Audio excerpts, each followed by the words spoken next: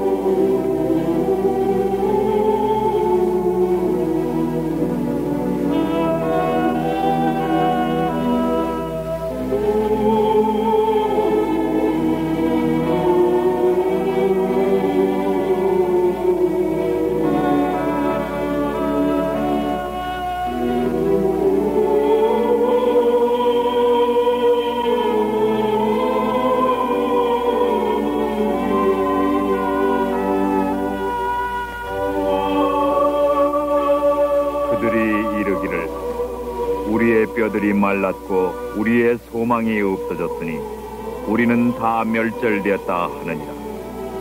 그러므로 너는 대언하여 그들에게 이르기를 주 여호와의 말씀에 내 백성들아 내가 너의 무덤을 열고 너희로 거기서 나오게 하고 이스라엘 땅으로 들어가게 하리라. 내 백성들아 내가 너의 무덤을 열고 너희로 거기서 나오게 한즉 너희가 나를 여호와인 줄 알리라.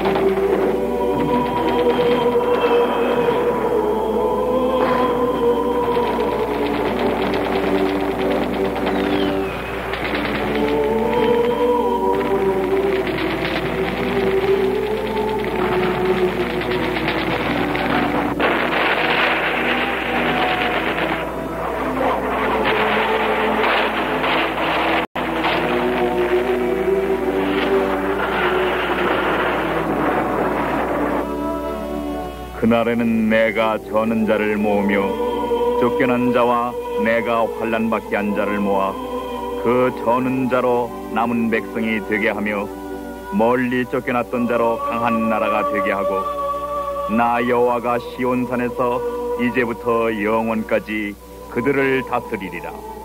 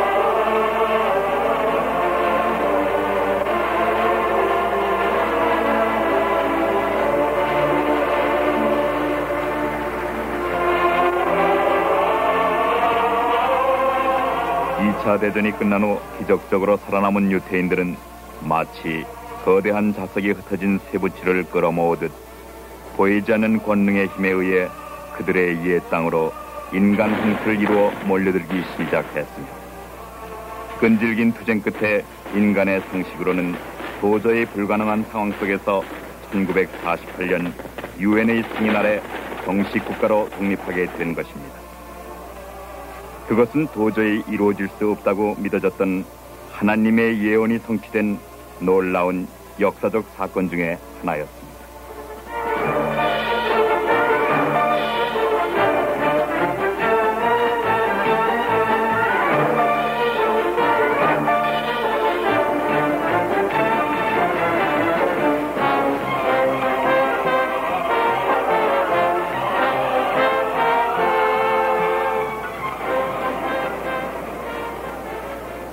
여기는 이스라엘의 중심지 텔아비브의 해변가입니다. 마치 마이애미 비치를 연상시킬 만큼 빌딩들이 늘어서 있고 사람들은 평화와 행복을 추구하며 생을 엔조이하려고 애씁니다.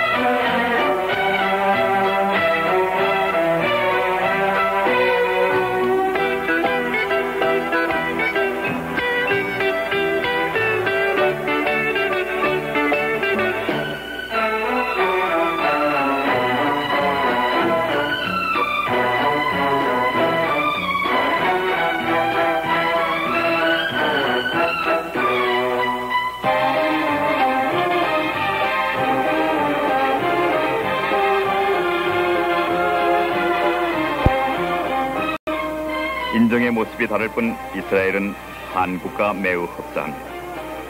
선진국으로 발돋움하기 위한 몸부림, 선진 문화의 범, 그리고 그들을 둘러싼 적국들의 끊임없는 위협에도 불구하고 생존을 위해 바쁘게 움직이는 사람들의 활기찬 모습들이 서울 거리에 와 있는 착각을 느끼게 해줍니다. 유태민족은 1900년이란 엄청나게 기나긴 세월 동안 세계 각 나라 구석구석에 흩어져 살아왔습니다. 그러나 놀라웠게도 그들은 각기 살고 있는 다른 나라들의 문화권에 결코 흡수되질 않고 그들 고유의 민족의식, 종교의식, 문화, 언어, 생활 전통을 지키며 생존해왔습니다.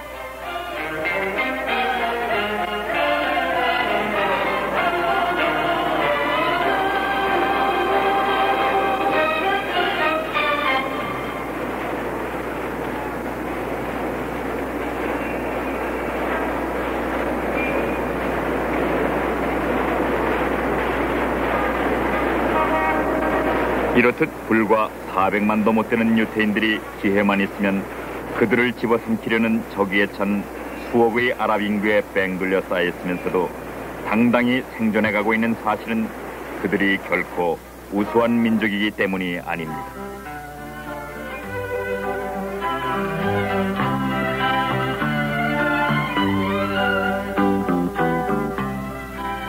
내가 내 백성 이스라엘에 사로잡힌 것을 돌이키리니 저희가 황무한 성읍을 건축하고 거하며 포도원들을 심고 그 포도주를 마시며 과원들을 만들고 그 과실을 먹으리라. 내가 저희를 그 본토에 심으리니 저희가 나의 준 땅에서 다시 뽑히지 아니하리라. 이는 내 하나님 여호와의 말씀이니라. 이리하여 그들은 사막과 늪지대에 버려진 땅들을 죽음과 피땀으로 개간하였고 이제는 전 국토를 비옥한 경작지로 뒤바뀌어 놓은 것입니다.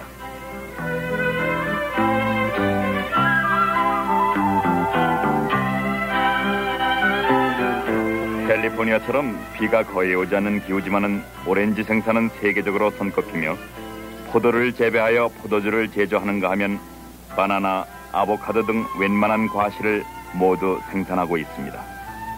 이 얼마나 놀라운 예언의 실현입니까?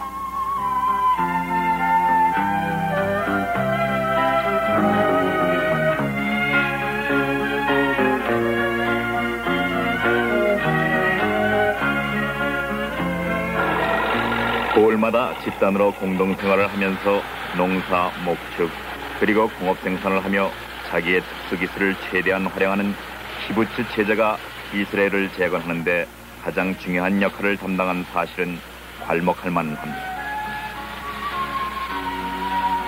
그들은 오래 황폐하였던 곳을 다시 쌓을 것이며 예로부터 무너진 곳을 다시 일으킬 것이며 황폐한 성읍, 곧 대대로 무너져 있던 것들을 중수할 것이며 외인은 서서 너희 양떼를 칠 것이요 이방 사람은 너희 농부와 포도원 지기가 될 것이다. 키부츠 생활의 매혹을 느낀 세계 각처의 젊은 지원자들이 유태인과 함께 농업, 목축업에 종사를 하며 이스라엘 재건에 함께 나서고 있음은 하나님의 예언이 그토록 정확하다는 사실에 그저 놀랍기만 합니다.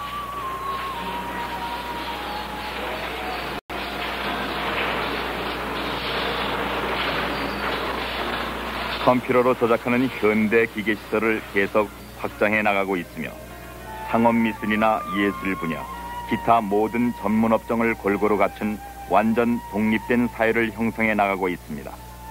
웬만한 국가보다도 사회보장제도가 더 잘 되어 있고 계속 부강해져가고 있어 이 키부츠의 일원이 되기 위해서는 엄격한 심사를 거쳐 상당히 오랜 기일을 기다려야 하게끔 되어 있습니다. 그러나 이처럼 각기 독립된 집단 체제일지라도 일단 국가의 유사시에는 똘똘 뭉치는 단결력을 갖고 있기도 합니다.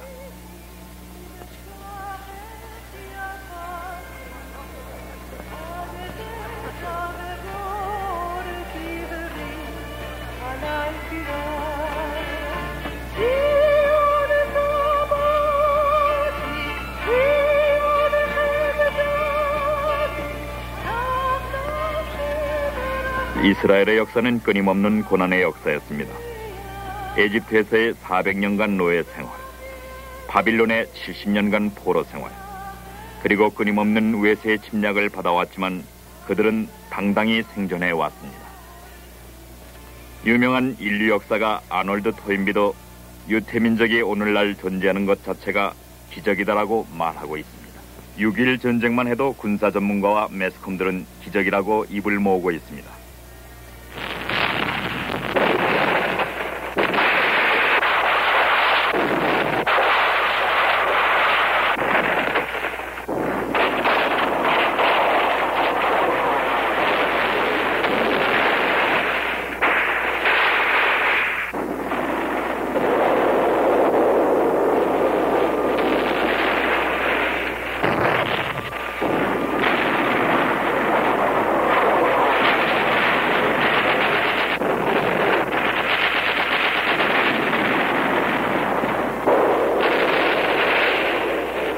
유태인들을 몽땅 지중해 속으로 휩쓸어 넣어버리겠다고 장담을 하며 전쟁 준비를 완전히 갖춘 막강한 아랍 연합군을 경제적으로나 숫자상으로나 장기전으로 들어가면은 몰살당할 것을 깨달은 급박한 상황에서 온 국민이 힘을 합하여 번개같이 빠른 토전박살 전법으로 공격을 하여 승리의 개가를 올렸던 것입니다.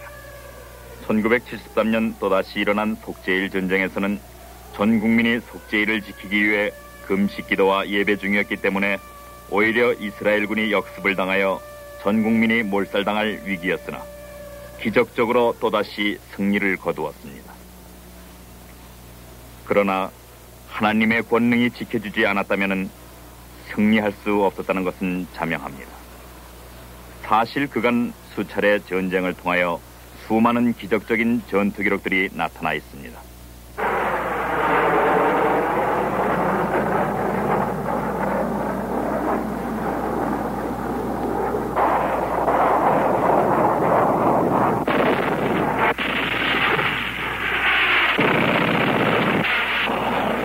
속죄일 전쟁 때 골란고원에서 허겁지겁 쫓기던 이스라엘 병사들은 이때 하늘에서 구름 같은 거대한 권능의 힘이 내려와 일사천리로 진격하는 시리아군의 탱크 부대를 내리누리며 저지시키는 광경을 목격하였다고 증언했습니다.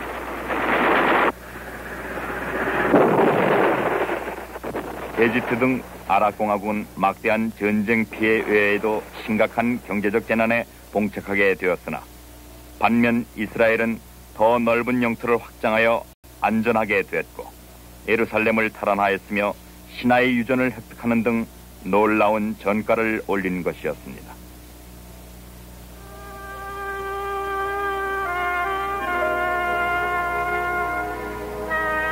최근 레바논으로부터 철수한 이스라엘은 계속적인 위협에 직면하고 있으나 하나님은 결코 그들을 다시 저버리지 않을 것입니다. 하나님께서는 이스라엘 민족만을 위하여 그들을 택한 것은 아니었습니다. 그 민족을 수단으로 인류를 구원하고 축복하기 위한 원대한 계획을 세우셨던 것이며 그 민족을 통하여 전 인류에게 표적을 삼게 하고 구세주가 이 세상에 오시도록 하여 하나님의 영광이 이 세상에 가득하게 하시고자 했던 것입니다. 그럼 그 구세주는 누구이며 왜 이 세상에 와야 했는가를 알아야만 하겠습니다.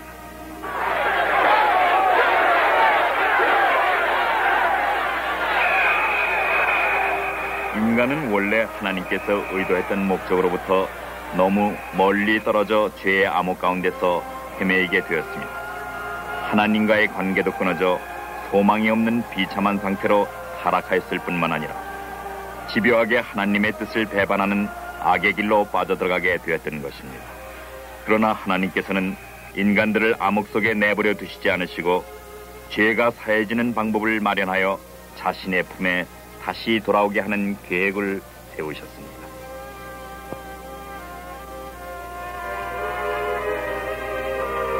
여기는 예루살렘에서 가까운 아인 카렘이라는 아담한 작은 마을입니다. 이 교회는 세례 요한의 출생을 기념하여 세워졌으며 그는 구세주의 앞길을 선포하는 사명을 충실히 이행하였습니다.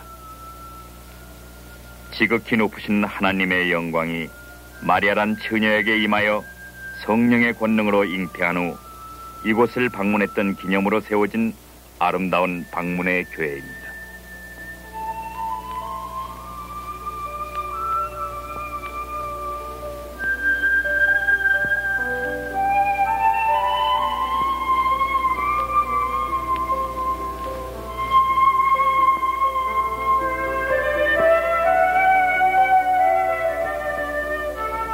여기는 베들레헴입니다. 하나님이 직접 인간의 형태를 입어 하나님의 아들로서 이 지구상에 첫 발을 내디딘 역사적인 장소입니다. 이 인류의 기쁜 소식은 들에서 양을 치는 목자들에게 먼저 전해졌습니다. 복음의 축복이 인류에게 평등하게 특히 낮고 천한 자들과 같이함을 상징하는 사건이었습니다. 구세주가 우리 인간과 똑같은 탄생 과정을 통하여 출생을 하고 똑같은 조건을 가지고 성장하였다는 것은 인간의 고난과 비극을 이해하고 사랑하는 하나님의 크신 자비가 함께 하신 것입니다.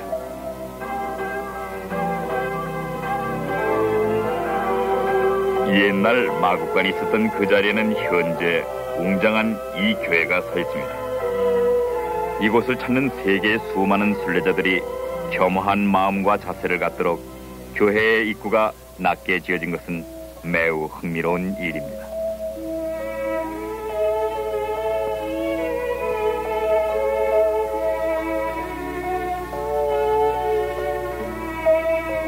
구세주가 말구에서 탄생하신 건 역시 낮고 겸허한 자세로 오신 하나님의 위대하심 때문입니다.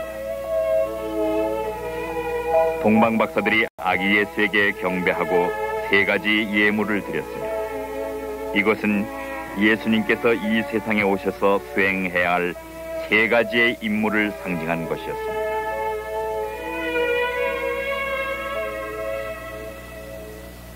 이것은 옛 성을 그대로 재현한 모형입니다. 1년에 한 번씩 대제사장이 거룩한 성전에 들어가 흠없는 어린 양을 잡아 번제를 드림으로써 국가와 민족의 모든 죄를 사함받곤 했었으나 예수님은 인류의 구원을 위해 자신을 스스로 속죄물로 드리기 위해 오신 것이었습니다. 여기는 에집트입니다.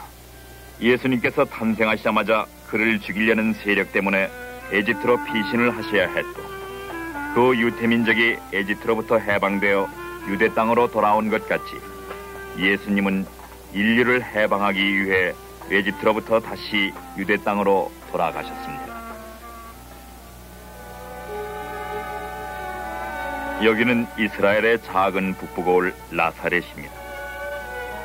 소년 예수는 목수를 하는 아버지 요셉을 도우며 총명하게 성장하였고 그 장서를 기념하는 웅장하고도 아름다운 교회가 세워져 있어 항상 순례자들이 경배하러 모여듭니다.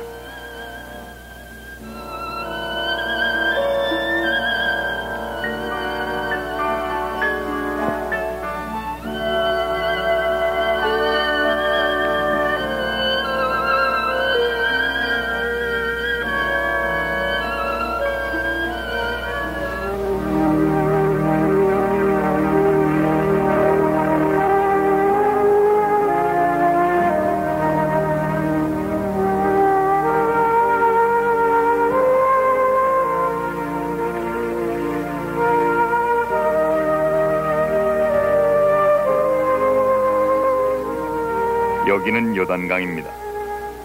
30세가 되면서 공생애를 시작하는 예수님은 이 요단강에 오셔서 세례 요한에 의해 물로 세례를 받으셨으며 순간 하늘이 열리면서 하나님의 성령이 예수님 위에 임하셨습니다. 이때 하늘로서 소리가 있어 말씀하시되 이는 내 사랑하는 아들이요 내 기뻐하는 자라 하시었습니다. 이것은 우리 성도들도 주님을 따르기 위해서는 물과 성령의 세례를 받아야 함을 직접 보여주신 것입니다.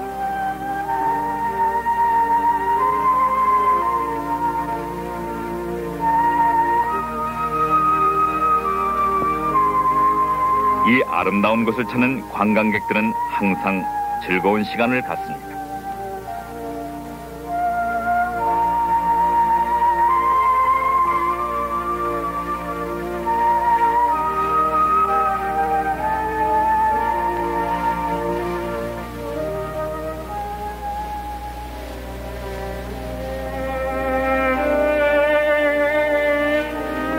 여기는 유혹의 산이라고 불리우는 곳입니다. 40일간 광야에서 금식기도 후에 지칠 대로 지친 예수님께서 육적, 정신적, 영적의 3가지 면에서 사탄의 집요한 시험을 받으셨으며 말씀의 검으로 이 모두를 물리치셨습니다.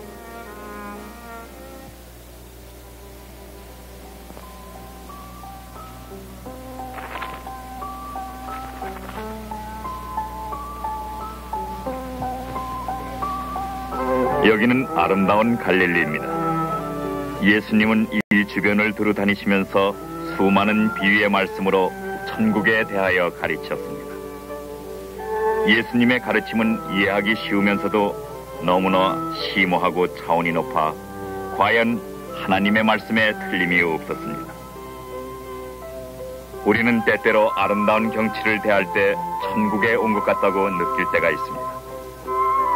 그러나 예수님께서는 이 세상의 어떠한 아름다움도 천국과는 비교조차 할 수 없으며 이 세상은 잠시 지나가는 과정일 뿐 천국만이 영원히 존재하는 세계라고 가르치시면서 죄를 회개하고 하나님께로 돌아오라고 역설하셨습니다. 예수님께서는 또한 나는 길이요 진리요 생명이니 나로 말미암지 않고는 아무도 하나님께로 올 자가 없다고 하셨습니다. 예수님은 갈릴리 지역의 어부 같은 평범한 사람들을 제자로 삼고 물 위를 걸으시기도 하였고 폭풍우를 잔잔케 하시기도 하는 기적도 베푸셨습니다.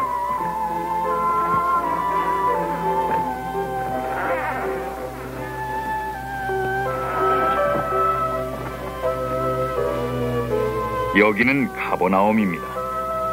지금은 폐허가 되어 있지만 이 회당에서 예수님은 천국 말씀을 전하였고 또한 기적도 행하였으나 이 고향 사람들은 믿지를 않고 배척하였습니다.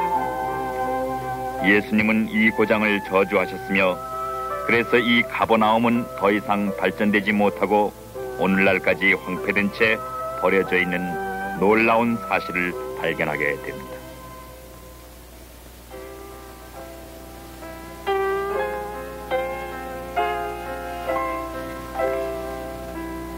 여기는 산상복음을 전한 언덕이며 아름다운 교회가 세워져 있습니다. 어느 나라이건 헌법에 있듯이 예수님께서 가르치신 산상복음은 천국의 헌법으로서 이 기둥들은 8가지 조항을 상징하는 것입니다. 심령이 가난한 자는 복이 있나니 천국이 저의 것이며 애통하는 자는 복이 있나니 저희가 위로를 받을 것이며 온유한 자는 복이 있나니 저희가 땅을 기업으로 받을 것이며 의에 줄이고 목마른 자는 복이 있나니 저희가 배부를 것이며 긍휼히 여기는 자는 복이 있나니 저희가 긍휼히 여김을 받을 것이며 마음이 청결한 자는 복이 있나니 저희가 하나님을 볼 것이며 화평케 하는 자는 복이 있나니 저희가 하나님의 아들이라 일컬음을 받을 것이며 의를 위하여 핍박을 받는 자는 복이 있나니 천국이 저의 것임이라. 저 아래 보이는 언덕에서 물고기 2마리와 보리떡 5개로 5,000명을 먹이는 기적을 베푸셨으며 예수님이 우리 의식주의 모든 근원이 되심을 보여주셨습니다.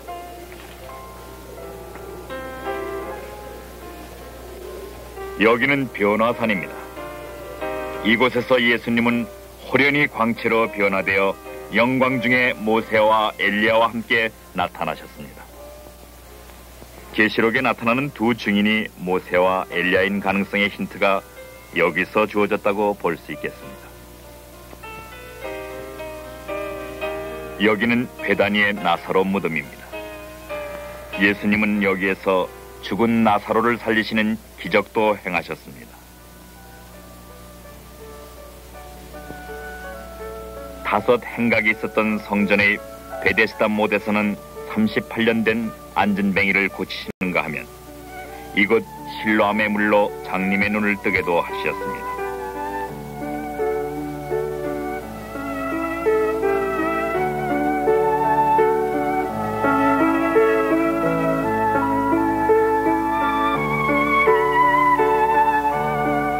여기는 다마스커스 성문으로서 지금도 구걸하는 자들, 병약한 자들, 가난한 자들이 항상 붐빕니다.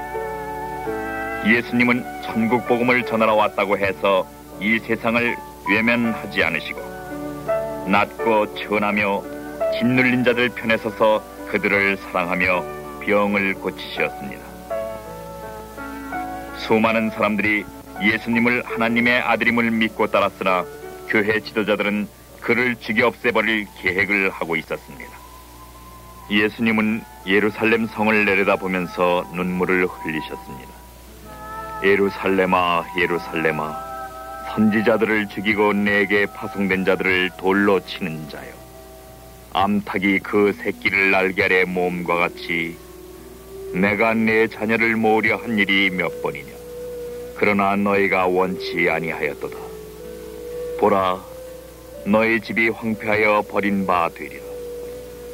내가 너희에게 이르노니 이제부터 너희는 주의 이름으로 오시는 이여 할 때까지 나를 보지 못하리라. 예수님은 모세가 놋뱀을 장대에 매달아 죽을 사람들을 살린 것과 같이 자신도 십자가 위에서 죽은 후 사흘 만에 부활할 것을 예언하였으나 제자들은 이해를 하질 못했습니다.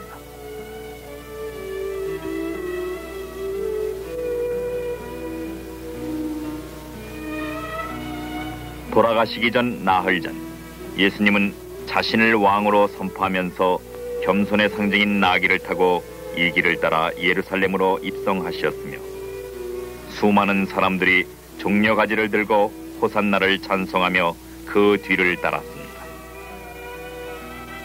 여기는 마가의 다락방입니다. 6월절이 되자 예수님은 이곳에서 자신의 몸과 피를 상징하는 빵과 포도주를 제자들에게 나누어주며 뜻깊은 예배를 드렸습니다. 유태인들이 에집트의 노예 생활로부터 해방될 때처럼 예수님께서는 6월절에 자신을 어린 양의 제물로 피를 흘림으로써 인류를 해방하시는 뜻을 몸소 이루신 것이었습니다. 예배가 끝나자 예수님은 제자들을 데리고 기드론 골짜기를 지나 겟세마네 동산으로 향하였습니다. 겟세마네 동산은 예수님께서 즐겨 찾던 곳이었습니다. 이곳에서 예수님은 땀이 핏방울이 되도록 밤새도록 간절한 기도를 드렸습니다. 예수님이 그처럼 고뇌했던 것은 앞으로 닥쳐올 감당기 어려운 육체적, 정신적 고통 때문이기도 했지만 그보다도 죄 없으신 분이 사망이라는 죄의 밑바닥에 떨어져야 했기 때문입니다. 이 장소를 기념하는 여기에 고뇌의 교회가 서 있습니다. 우리는 이처럼 죄라는 것이 크든 작든 하나님 앞에는 용납될 수 없는 심각한 문제임을 깨달아야 합니다.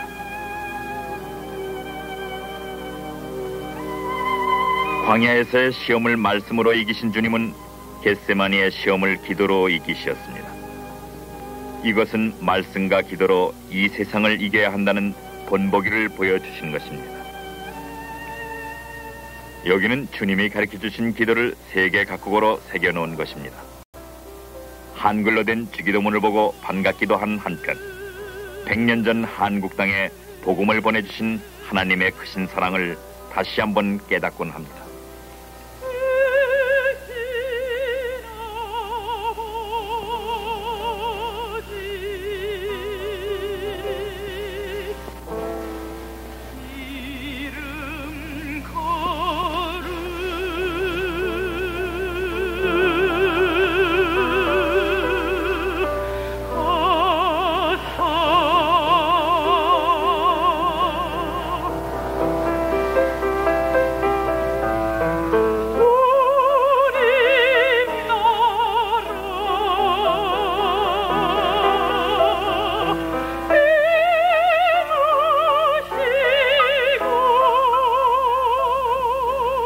체포 당시 예수님의 말 한마디에 모두들 땅에 쓰러졌습니다.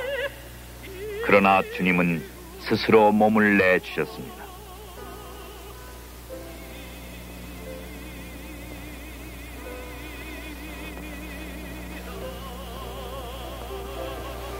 이 계단은 예수님께서 대제사장 앞으로 끌려가실 때 걸으셨던 곳이며 예수님은 자신이 하나님의 아들임을 분명히 공표했습니다.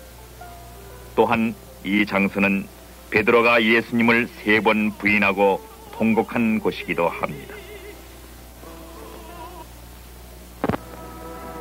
여기는 예수님께서 빌라도에 의해 재판을 받으신 곳입니다. 그는 예수님을 공정하게 재판할 의무가 있었지만 책임을 회피했습니다. 예수님으로부터 회피한다고 인생의 구원 문제의 책임을 벗는 것은 아닙니다.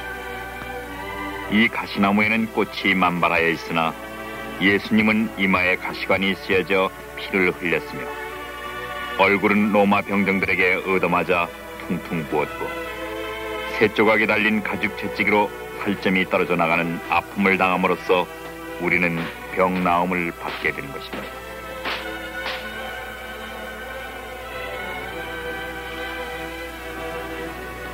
여기는 예수님께서 무거운 십자가를 지시고 걸으셨던 비아돌로로사라는 거리입니다.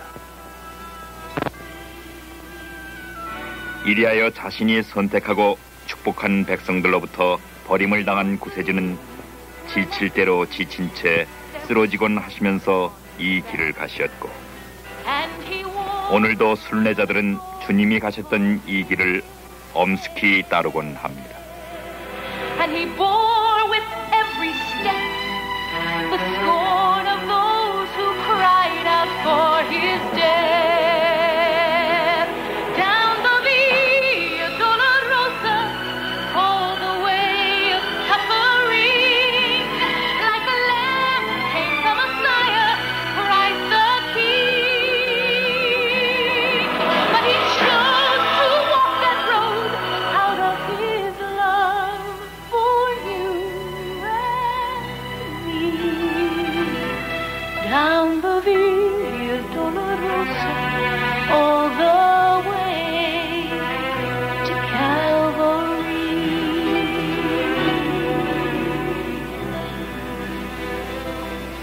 Por la Via Dolorosa.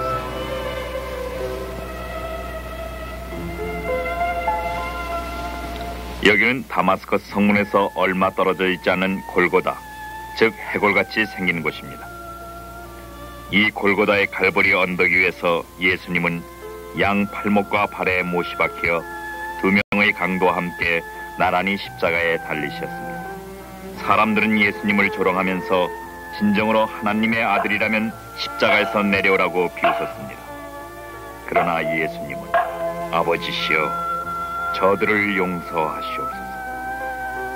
저들은 저들이 하는 일을 모르고 있습니다. 하시며 용서를 비셨고 끝까지 인간의 형태로 오셔서 완수해야 할 임무를 다하셨습니다.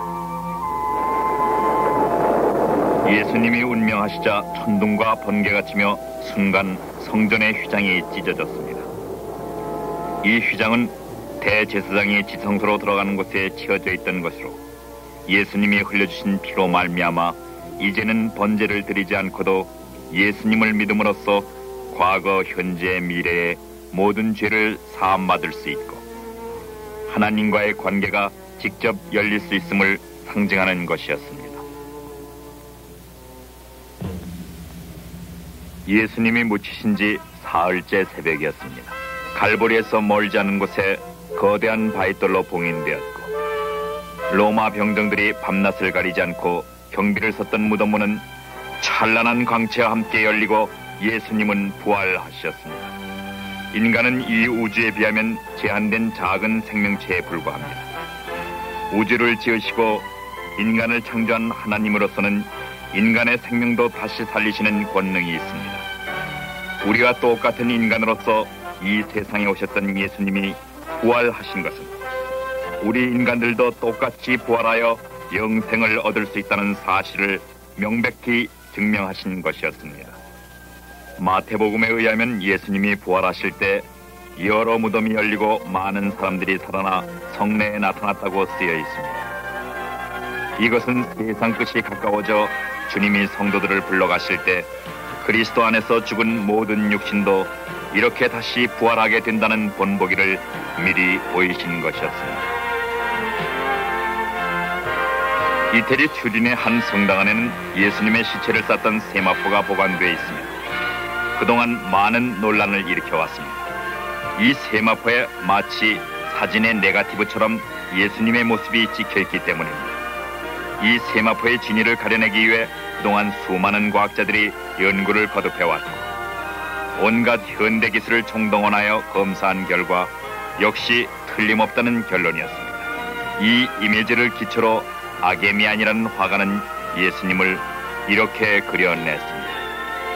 부활하신 후에 예수님은 의심하는 제자들에게 손에 못자국과 창에 찔렸던 흔적을 보여주셨으며 갈릴리 지역에서도 많은 사람들 앞에 나타났으며 그 기념장소에 아름다운 교회가 서 있습니다.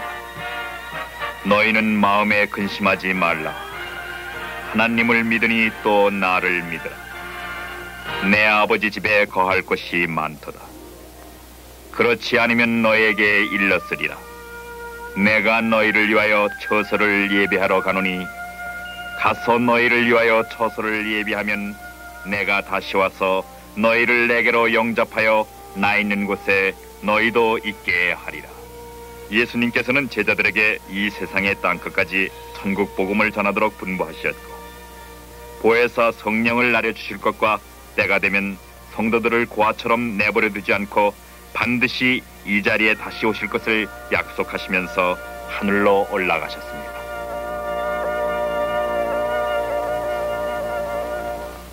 오순절날 이곳 마가의 다락방에 모여 기도하던 120명의 성도들 위에 호련히 성령이 임하였습니다.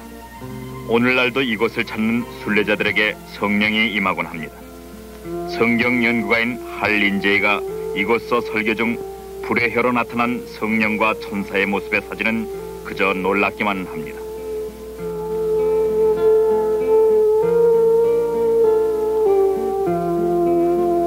이리하여 두려워 숨어있던 당시의 성도들은 성령의 권능에 힘입어 목숨을 내걸고 거리로 뛰쳐나와 예수님을 부르짖었으며 모든 제자들과 많은 성도들이 순교를 당하였습니다. 여기 스테반의 문 앞에서 그는 돌에 맞아 죽으면서도 하늘의 영광을 보았던 것입니다.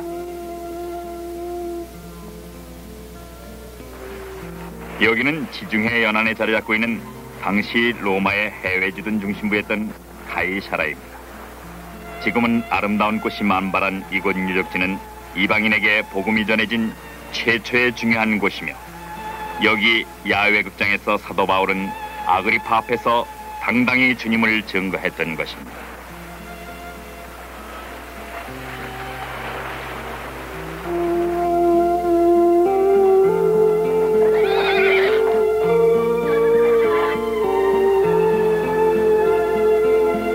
여기는 고색 창연한 이태리의 로마입니다. 수많은 성도들이 저 콜로시움에서 사자의 밥이 되어 죽어갔고 끓는 탈 속에 던져지든지 눈과 혀를 뽑혀 죽기도 했던 것입니다. 무엇이 그들로 하여금 그런 용기를 갖게 했을까요? 그것은 성령에 의하여 위로를 받고 천국과 영생의 확신을 받았기 때문이었습니다. 곧 주 예수께서 잡히시던 밤에 떡을 가지사 축사하시고 떼어 가라사대 이것은 너희를 위하는 내 몸이니 이것을 행하여 나를 기념하라 하시고 식후에 또한 이와 같이 잔을 가지시고 가라사대 이 잔은 내 피로 세운 새 언약이니 이것을 행하여 마실 때마다 나를 기념하라 하셨느니라.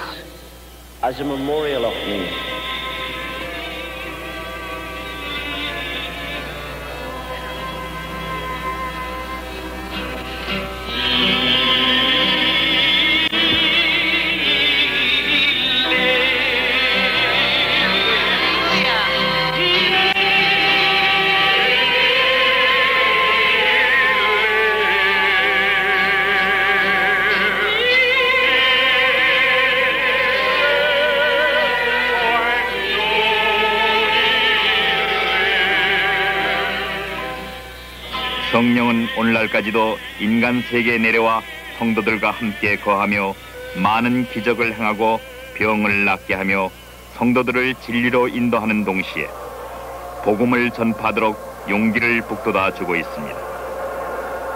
그리하여 크리스찬은 오늘날 세상 구석구석에서까지 일어나게 된 것입니다.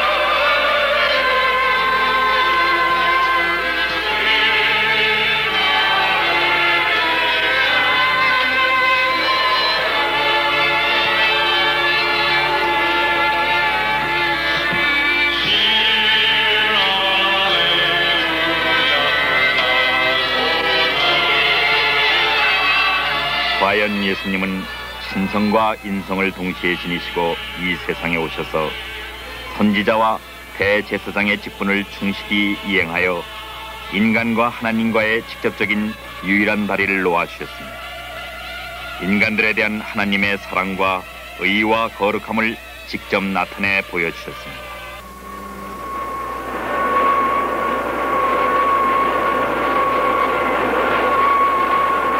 여기는 마사다입니다. 예루살렘이 파괴될 때 광야로 도망친 소수의 유태인들이 로마군의 완강히 저항하다 결국 장렬한 자결을 했던 곳입니다. 현대의 이스라엘 군인들은 이곳에 와서 우리의 미래에 마사다는 영원히 다시 없다 라고 맹세를 합니다. 이것은 사실입니다. 그들을 세계 구석구석에서 옛 땅으로 모아 번창케 하신 하나님은 다시는 이들을 저버리지 않을 것이기 때문에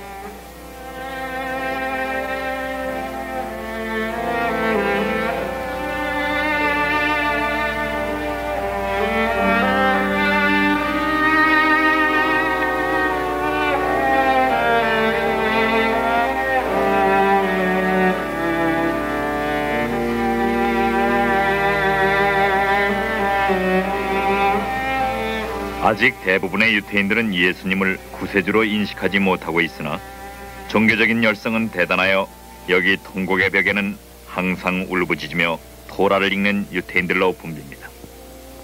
이 통곡의 벽은 옛 성전에 유일하게 남아있는 부분으로서 유태인들에겐 가장 성스러운 장소입니다. 수천 년이 된 이 바위돌 틈에는 그들의 염원이 담긴 기도문들이 총총히 박혀 있으며 이미 왔다 가신 구세주를 아직도 기다리고 있는 것입니다. 영적으로 장님이 될 때 얼마나 비극적일 수 있는가를 보여주는 안타까운 현실입니다. 그러나 이제 이방인의 때가 다 차면 하나님은 유태민족을 회개시키는 계획을 성취하시게 되며 그 준비 작업으로 그들을 우선 옛 땅으로 불러 모아놓은 것입니다. 하나님은 자신의 계획을 정확하게 진행시키고 계십니다. 그리하여 무덤문을 열고 다 멸절됐던 그들을 구해내어 축복의 땅으로 데려왔으며 이 예언의 성취를 통해 과연 하나님이 누구이신가를 인류에게 깨우치시고자 하시는 것입니다. 그렇게라도 하지 않으면 인간들은 도저히 하나님의 존재와 그가 마련해 놓은 영생의 세계를 믿으려 하지 않기 때문입니다.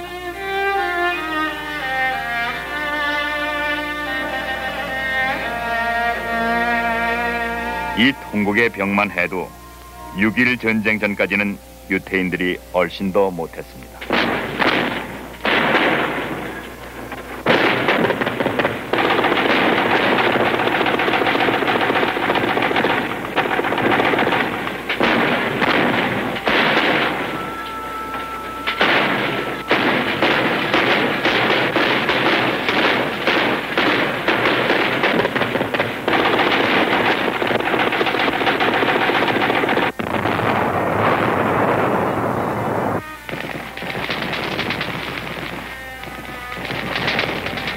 주님의 재림 때가 가까워지면 유태민족이 예루살렘에 돌아오게 될 것으로 예언되어 있었습니다.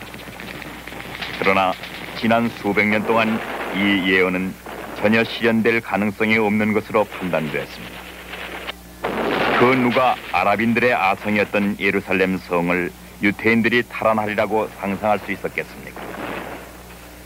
하나님은 인간이 도저히 상상할 수 없는 기적과 예언을 성취함으로써 자신이 참 하나님임을 인간들에게 깨닫도록 하십니다.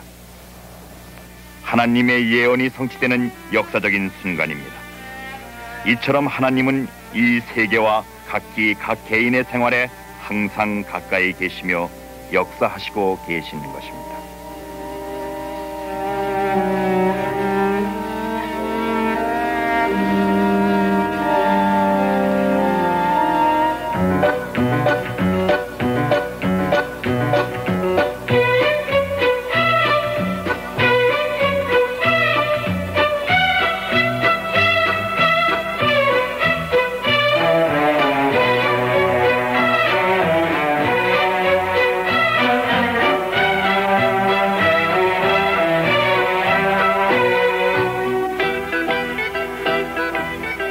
과연 하나님은 믿음의 조상 아브라함과의 약속과 축복을 충실하게 이행하고 계신 것입니다. 그렇다고 아랍을 축복하시지 않는 것은 아닙니다. 아브라함에게서는 두 자손이 번창됐습니다. 사라와 하갈에게서 나온 이삭과 이스마엘의 두 자손들은 오늘날까지 끊임없는 반목을 이루고 있습니다. 예루살렘에만 해도 그들은 각기 다른 지역에서 살고 있습니다.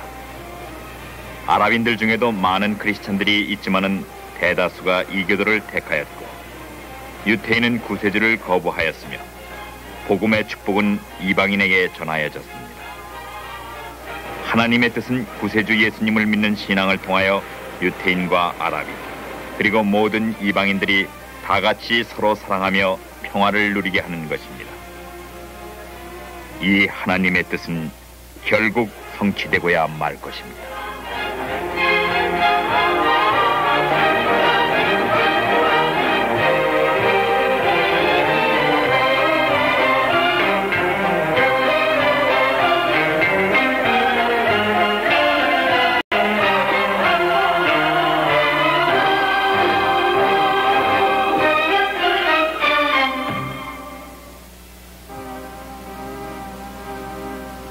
여기는 예전에 유태인들의 성전이 있었던 자리지만 현재는 이슬람교의 회당이 자리 잡고 있습니다. 이 회당은 유태인들의 눈에 가시와도 같은 존재여서 이 회당을 폭파하려는 시도도 수차례 있었습니다. 그러나 최근 연구에 의하면 실제로 유태인 성전의 자리는 이 회당 옆에 공터였음이 입증되어 그들은 이 공터에 성전을 재건할 준비를 하고 있으며 성전이 재건되면 동물의 제사도 다시 지낼 준비를 하고 있습니다. 이 얼마나 비극입니까?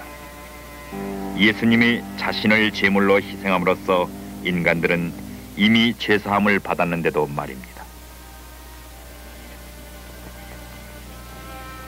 여기는 예수님께서 성전을 드나드시던 황금의 문으로서 지금은 막혀 있으나 재림하실 즈음에는 다시 열리게 되어 있습니다. 이 문은 참회의 문과 은총의 문으로 나뉘어 있으며 구세주를 거부했던 유태인들이 참회를 하며 예수님을 맞아들이고 다시 은총을 받게 된다는 의미입니다.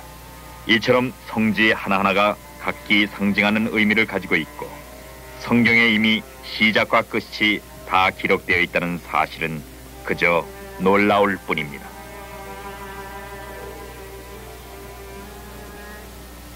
여기는 쿰란이라는 곳으로 1945년 양치기들이 우연히 굴속에서 항아리에 감춰진 성경의 사본들을 발견했습니다.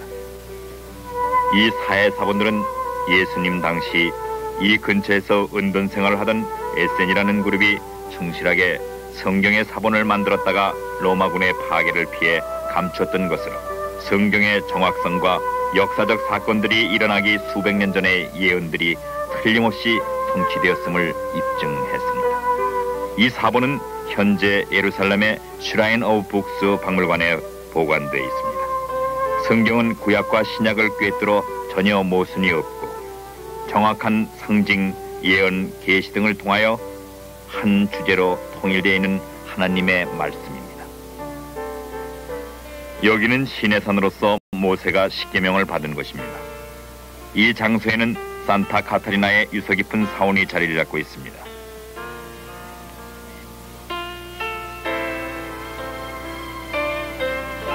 이것은 또한 불타는 나무 속에 하나님이 영연하신 기념 장소이기도 합니다. 그러나 모세는 약속된 축복의 땅 가나안으로 들어가지를 못했습니다. 여기에는 매우 심오한 상징적 의미가 있습니다.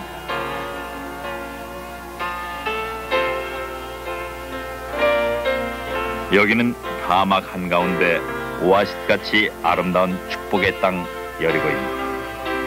아름다운 꽃들이 만발하여 있고 사시사철 신선한 과일들이 생산되는 젖과 꿀이 흐르는 이 땅은 모세 대신 여호수아가 차지를 했습니다. 즉 모세가 상징하는 율법으로서가 아니라 여호수아와 같은 뜻인 예수님을 통한 믿음의 행군을 할 때에만 천국에 갈 수 있다는 의미입니다.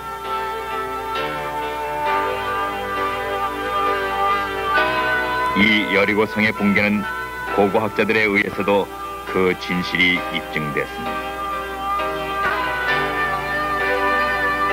시내산이 율법을 상징한다면 갈보리는 예수님의 피로 인한 율법의 완성과 화해를 상징합니다. 모세가 계명을 받아 내려올 때 우상을 만들어 섬긴 백성들은 3,000명이나 죽임을 당하는 형벌을 받았습니다. 그러나 신약 시대 때 하나님은 성령으로 감화된 베드로의 설교를 통하여 하루에 3,000명의 영혼을 구원하여 주시는 보상을 해주었던 것입니다. 여기는 홍해입니다. 에집트에서 해방된 유태민족은 축복의 땅으로 들어가기 전까지 42번이나 정착지를 옮겨 다니는 시련을 겪어야 했습니다. 그런데 믿음의 조상 아브라함으로부터 42세대 만에 예수님이 탄생하셨습니다. 그것은 광야의 시련을 우리 인생에 비유하여 이러한 온갖 시련을 믿음으로 인내와 연단을 거쳐 승리할 때에만 구원을 얻을 수 있는 섭리를 가르쳐 주신 것입니다.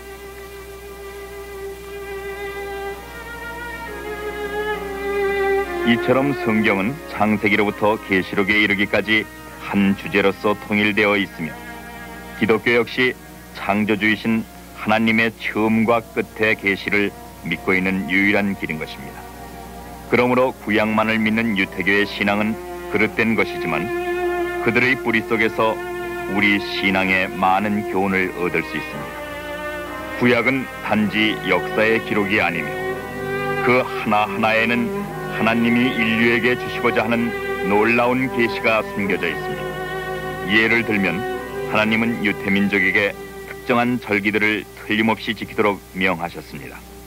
즉 유월절, 무교절, 초실절, 오순절, 나팔절, 속죄절, 장막절, 봉헌절입니다. 이 절기들은 매우 중요하여 예수님께서도 이 절기들을 지키기 위해 갈릴리로부터 예루살렘까지 먼 길을 찾아오시곤 했던 것입니다. 그런데 이 절기들은 예수님이 행하신 구속사업의 각 단계와 일치합니다. 즉 예수님께서는 유월절에 피를 흘리셨고 무교절에 땅에 묻히셨으며 초실절에 부활하셨고 오순절에 성령을 보내주셨습니다. 나머지 절기들은 앞으로 행하실 미래의 사건들을 상징합니다. 즉 나팔절은 성도의 휴고를 의미하며 속죄일은 유태인들이 용서받는 사건을, 장막절은 천년왕국, 그리고 봉헌절은 영생을 상징합니다.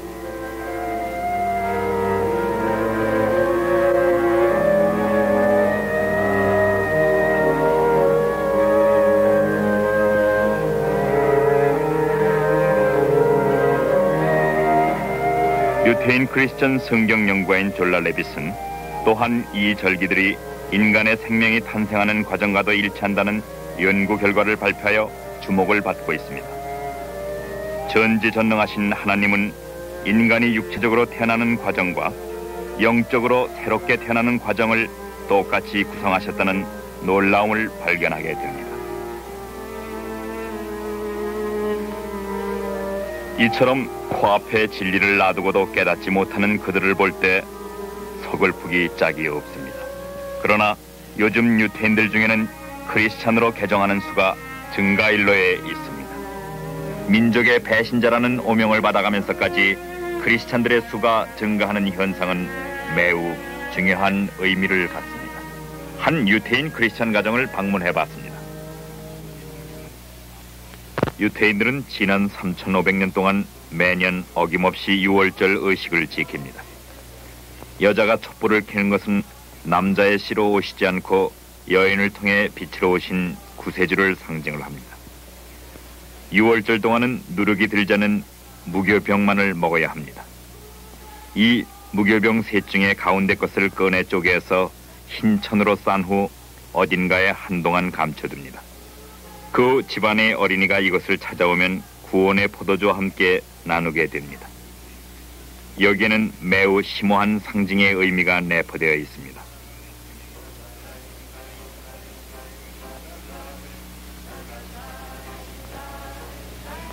I've got Sim Hayinu, Hayinu, Ata B'nai Horim, B'nai Horim, Avadim Hayinu, Ata B'nai Horim, B'nai Horim, Ata B'nai Horim, B'nai Horim. Yes, this song reminds us that we were once slaves to Pharaoh, and now we are free men. 누룩이 들지 않은 세계의 무교병은 죄 없으신 성부, 성자, 성령을 상징하며 그 가운데 것을 쪼갠 후 그 조각을 흰 천으로 싸서 어딘가에 감추어 두었다가 구원의 포도주와 함께 나누는 것은 성자이신 예수님이 죽었다가 장사되어 부활하심으로써 인간을 구원한다는 뜻을 상징한 것이었습니다. 이것은 한 예에 불과하지만 유태인들의 의식과 간습 가운데는 구세주를 상징하는 비밀의 힌트가 많이 주어져 있습니다. 그럼에도 불구하고 깨닫지 못하는 것은 얼마나 안타까운 일입니까? 그래서 일단 예수님이 참 구세주였다는 확고부동한 진리를 깨달은 이들 크리스찬들은 목숨을 내걸고 주님을 따릅니다. Although we may live thousands of miles apart, and we come from completely different cultures, we eat different foods, perhaps 여러분과 우린 비록 수천 마일 떨어져 있고 완전히 다른 문화권에 살면서 다른 의식주를 영위하며 생활하고 있지만 결국 예수라는 한 분 때문에 우리는 하나가 될 수 있고 이렇게 서로 통할 수 있는 것은 참으로 놀라운 사실입니다. My husband and I have been believers in the Lord. We have seen the numbers growing and growing out of all proportion. When we first became believers just over 4 years ago, every Jewish believer in Jerusalem knew all the others. Now, almost every day, we meet new ones who we've never met before. Even this evening. 4년 전 저희가 주님을 영접하게 됐을 때만 해도 예루살렘의 크리스천들은 서로 다 알 정도로 소수였습니다마는 이제는 새로운 신도들의 숫자가 매일 증가하고 있어서 서로를 알 수가 없게 됐습니다. 한국과는 달리 2000년 동안 예수님에 대해서 완전히 폐쇄되었던 우리 사회, 이것은 큰 기적이 아닐 수 없습니다. 하나님께서는 확실히 특별한 목적이 있으셔서 우리나라를 재건케 해주셨고 우리 민족을 그의 앞으로 인도하고 계십니다. I get a sense in this deep inside in the spirit that the Lord is. 나의 깊은 영적인 믿음으로 볼 때 과연 주님의 재림이 가까워 왔음을 깨닫게 합니다. 제 개인적인 생활만 해도 3년 전 주님을 영접하고 난 후 모든 것이 너무도 빠르게 변화되고 있습니다. 주님은 계속적으로 제게 많은 지식과 지혜를 부어주시며 특히 영적인 전쟁에 어떻게 임할 것인가를 깨우쳐 주시고 어떻게 전도할 것이며 어떻게 당당히 살아서 견딜 수 있는가 등을 훈련시키면서 모든 면에서 완벽한 준비를 하도록 하십니다. 물론 우리 유태인 크리스찬들에게는 대단한 고난이 닥칠 것을 잘 알고 있습니다. 제게 있어서 완벽한 준비를 한다는 것은 주님이 어떤 분이라는 것을 좀 더 깊이 아는 것입니다. 그래서 어려움이 닥칠 때 어디로부터 왜 그런 일이 생기며 무엇을 어떻게 해야 하는지를 알 수 있고 나의 구주이신 주님을 완전히 신뢰하고 모든 것을 맡길 수 있기 때문입니다. 나는 준비가 되어 있습니다. 주님이시여 어서 오시옵소서. Personally, and to know that whatever happens, I can trust Him and I know Him personally.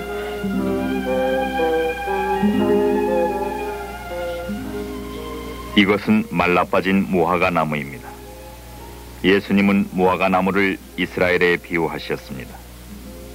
열매 맺지 못하는 무화과 나무를 저주하자 뿌리까지 말라버린 사건이 있었습니다.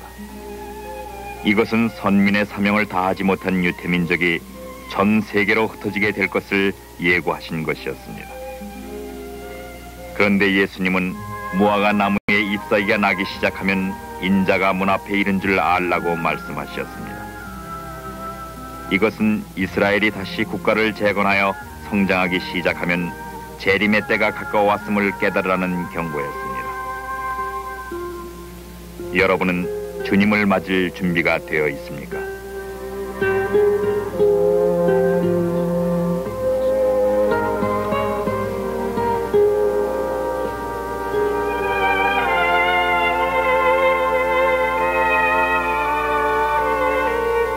물론 현재 이스라엘은 여러 가지 경제적인 어려움을 겪고 있습니다. 극심한 인플레와 레바논에 막대한 경비를 쏟아넣었기 때문에 심각한 위기를 맞고 있으며 사람들은 고통을 당하고 있습니다. 물론 이것은 이스라엘이나 아랍만의 문제가 아니며 전 세계의 현상입니다. 제3국들이 얻어다 쓴 막대한 빚과 경제적 붕괴는 전 세계를 위협하고 있습니다. 이러한 세계적 경제공황은 이런 문제를 해결하는 어떤 누구라도 신격화할 수 있는 상황으로까지 발전될 수 있으며 세계의 공동화폐 내지 컴퓨터에 의한 비현금 제도를 낳게 하여 또 다른 노예화의 가능성을 갖게 합니다.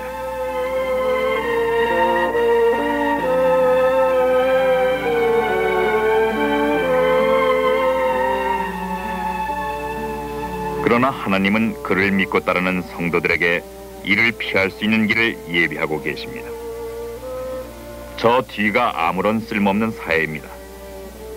그러나 성경에 의하면은 보화가 이곳에 감춰져 있을 것을 예언하고 있습니다. 과학자들은 이곳에서 매우 귀중한 광물질이 생산될 것으로 믿고 있습니다. 하나님은 축복할 길을 예비하고 계시지만 인내와 연단을 위해 시련을 주십니다.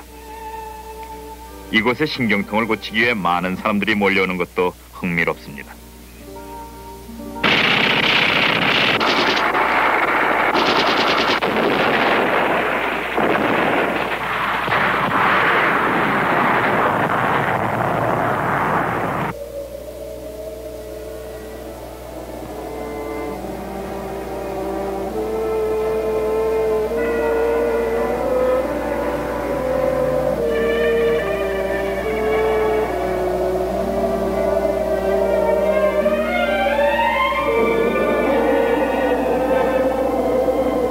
우리 민족의 순환의 역사는 이스라엘 민족의 순환의 역사와 공통되는 점이 많습니다.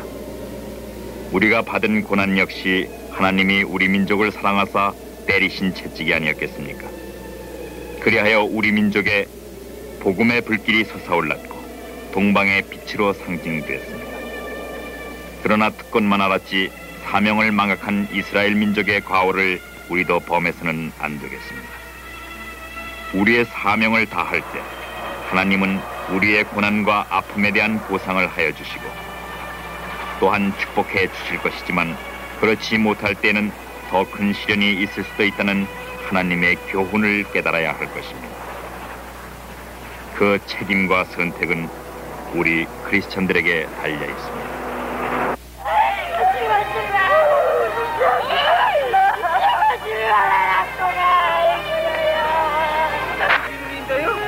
순실이? 그 순열이지. 그래, 순열이 누나 여기 있어. 그래, 순녀? 순녀. 순녀 있잖아, 또. 순녀 누나, 순열이 누나다. 순열이야. 누나 이리 와. 이리 와, 나 누나가 우리 집에 있다. 우리 집에. 어머, 지금 저기 여기 와 있는 거 아니야.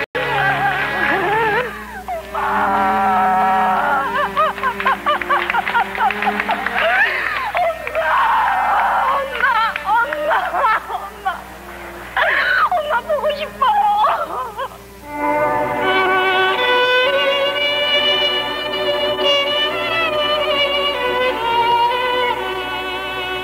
여기는 600만의 유태인이 학살당한 사건을 기념하는 야드 바셈입니다.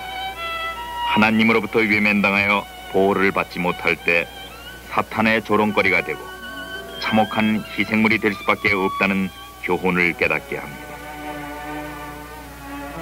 저희가 듣지 아니하므로 내 하나님이 저희를 버리시리니 저희가 열국 가운데 유리하는 자가 되리라. 여호와께서 너를 땅 이 끝에서 저 끝까지 만민 중에 흩으시리니 내가 그것에서 너와 내 열조에 알지 못하던 목석 우상을 섬길 것이라. 그 열국 중에서 네가 평안함을 얻지 못하며 네 발바닥 쉴 것도 얻지 못한다.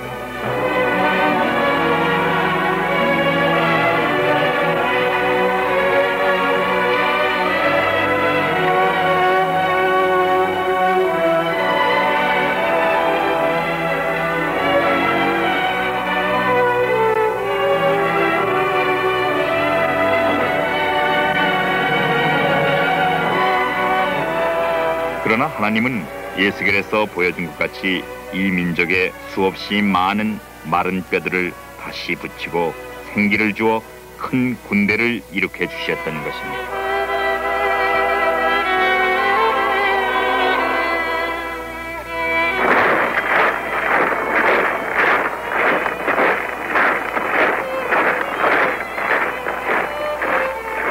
하나님은 또한 역사적 사건을 통하여 인류에게 교훈을 주시고자 합니다. 1930년대 경제적 공황이 심각할 때 번영과 평화를 외치며 등장한 히틀러를 사람들은 열렬히 환영했던 것입니다. 인류가 해결하기 어려운 심각한 문제에 봉착하게 될 종말에 양의 탈을 쓰고 나타날 또 하나의 인물을 성경은 경고를 하고 있습니다. 그가 바로 사탄의 최고 모조품이자 예수님의 대등한 모조품인 적 그리스도입니다. 예수님께서는 종말의 징조를 묻는 제자들에게 이렇게 말씀하셨습니다. 많은 사람이 내 이름으로 와서 사람을 미혹하며 민족이 민족을, 나라가 나라를 대적하겠고 처처의 기근과 지진이 있을 것을 예고하시면서 이것이 재난의 시작인 동시에 이런 재난이 잉태된 여자에게 해산의 고통에 이름과 같이 누적되어 나타날 때 정신을 차리도록 경고하시고 계십니다. 뿐만 아니라 심각한 공해와 마약 등 도덕의 부패는 인류가 해결할 수 없는 막다른 골목으로 치닫고 있음을 깨닫게 합니다.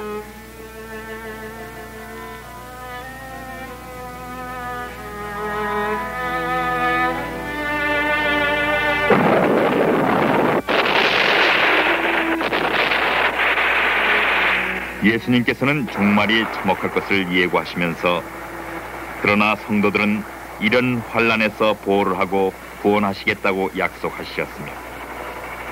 대홍수 때 방주를 통해 노아를 구한 것 같이 세계에 흩어져 있는 성도들을 일순간에 하늘로 들려 구원하실 것을 말씀하시고 계십니다.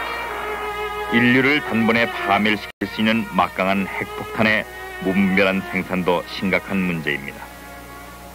그러나 적 그리스도는 놀라운 기적으로 세계의 문제들을 해결하고 자신을 신격화하여 인류를 자기의 노예로 삼고자 꾀합니다. 예수님을 구세주로 영접하지 않는 유태인들이 적 그리스도를 받아들이는 비극을 또 한 차례 겪게 될 것입니다. 여긴 다시 세 번째 성전이 세워질 장소입니다.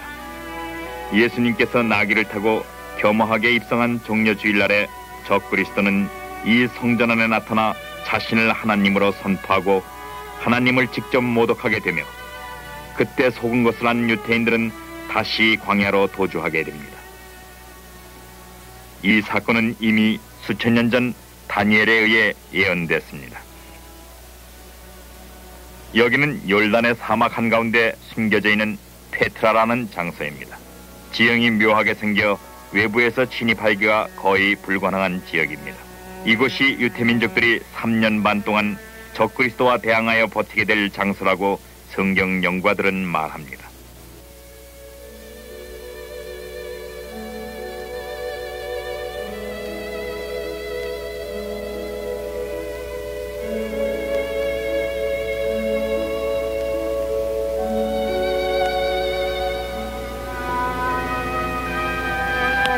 여기는 이스라엘 북부 끝없이 광활한 예질 평야가 내려다 보이는 메기도입니다.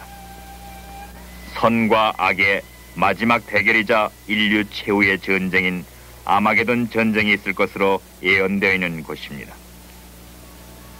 이곳은 또한 6,000년의 전쟁의 역사를 간직하고 있는 숙명적인 장소이기도 합니다.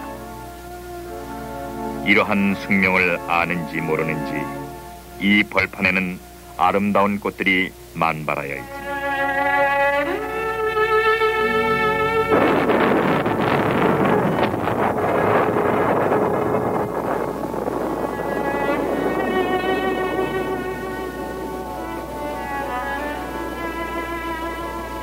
가공할 핵이 사용될 이 아마게돈 전쟁으로 인류가 파멸 직전에 이르렀을 때 돌연 하늘이 열리고 놀라운 징조가 나타나게 됩니다.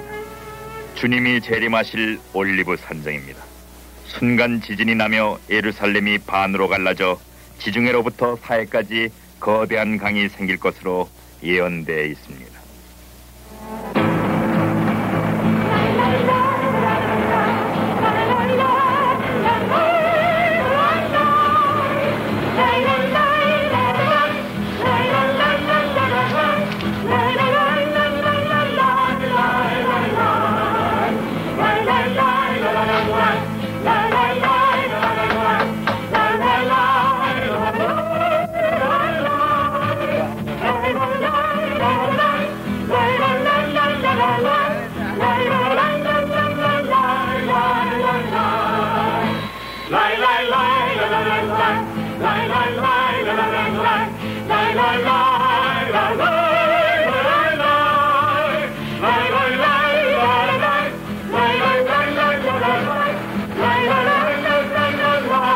매년 가을 장막절이 되면 유태인들은 광야에서 장막을 치고 살았던 때를 기념하면서 종려가지로 집 밖에 임시 처소를 설치하고 하나님의 축복을 감사합니다. 또한 이 절기 때 전 세계의 수많은 크리스찬들이 예루살렘으로 모여들어 축제를 지내면서 이스라엘을 위로하고 그들을 전도합니다. 이것은 주님이 재림하신 후 유태민족이 모두 용서를 받고 구원받은 이방인 성도들과 함께 새 예루살렘으로 모여들어 주님을 찬양하고 경배하게 되는 미래의 사건을 행하는 뜻깊은 축제인 것입니다.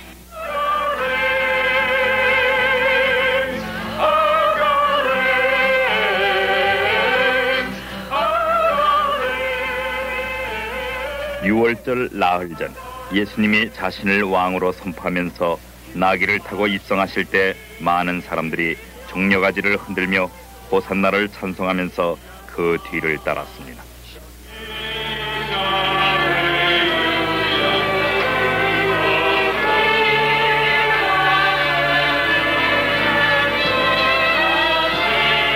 예수님을 믿는 신앙을 통해서만 세계 각국 이방인들의 성도들과 장자인 유태민족이 다 하나가 되어 하나님의 자녀를 이루게 되며 믿음의 조상 아브라함과의 약속과 축복을 이행하는 하나님의 뜻은 결단코 성취되고야 말 것입니다. 하나님의 말씀은 결코 변하지 않으며 그 약속도 결코 변하지 않습니다.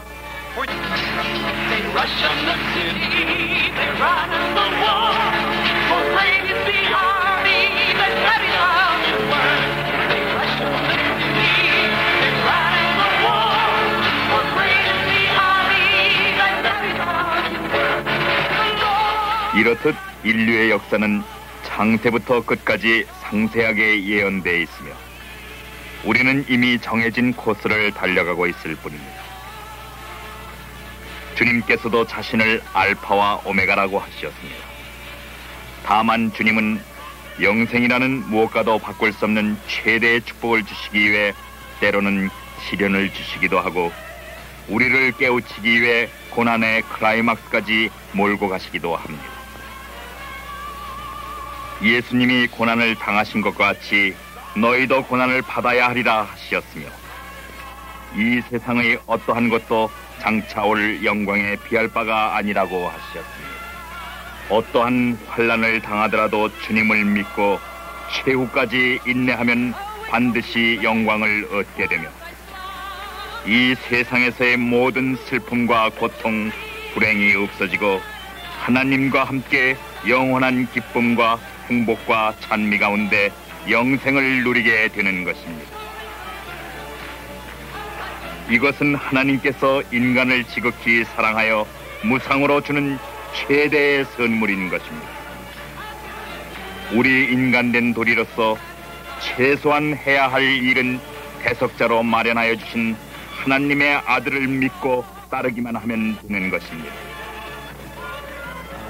기독교는 인간이 만든 인간을 섬기는 종교가 아니며 우주 만물을 창조하시고 주관하시는 살아계신 유일한 하나님을 섬기는 유일한 구원의 길입니다. 어떠한 어려움이 있든지 어떠한 비극을 당했든지 어떠한 죄가 있든지 주님이 감당 못할 문제는 이 세상에 없습니다. 여러분, 늦기 전에 어서 주님 앞으로 나오십시오.